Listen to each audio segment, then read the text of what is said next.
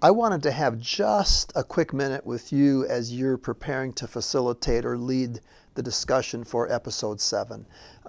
After this particular episode, there are only 2 more left in the entire Not or Noose series, and I wanted to give you a little bit more information that I think might help you make plans for what to do when you actually get to the end of the series, when you finish episode 9.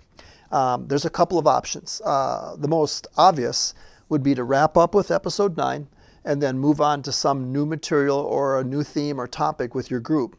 Or I suppose even to disband the group altogether. Matter of fact, if you're a pastor or a counselor and you've been using this series for premarital counseling, that's likely what you'll need to do anyway, okay? But if you've been leading or facilitating a small group through the Not or Noose material, an excellent option, honestly, would be to keep the group together and move the dialogue in a little bit deeper to the next level.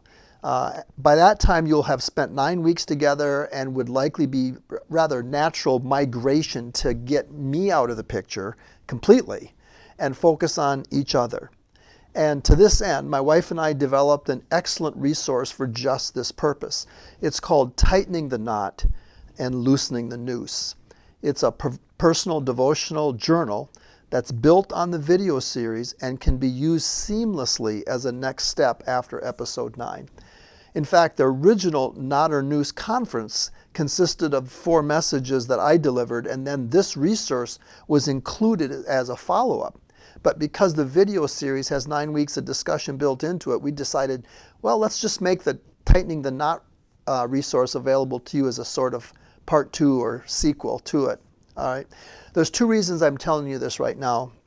The first is that the final episode will have about 5 minutes at the very end introducing this additional resource, and then a very brief explanation of what it is, how it's used, and so on. So I wanted you, the leader, to have a little bit of a heads up, a 2-week heads up, as a matter of fact, before you got to that final episode.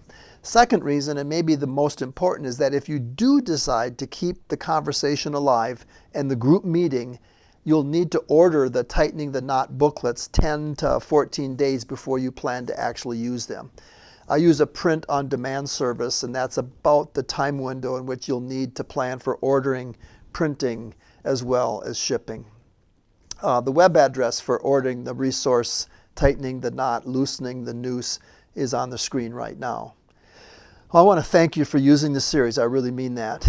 It's my prayer that it's been a benefit to those that you've been leading. It's generated more light than heat and has yielded honest growth among those that you're leading. And I would really encourage you, honestly, as we close this, to step into part 2 and further strengthen the marriages that you're shepherding.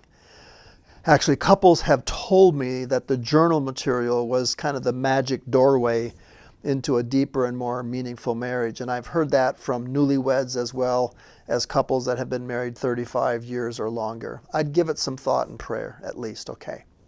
Shalom.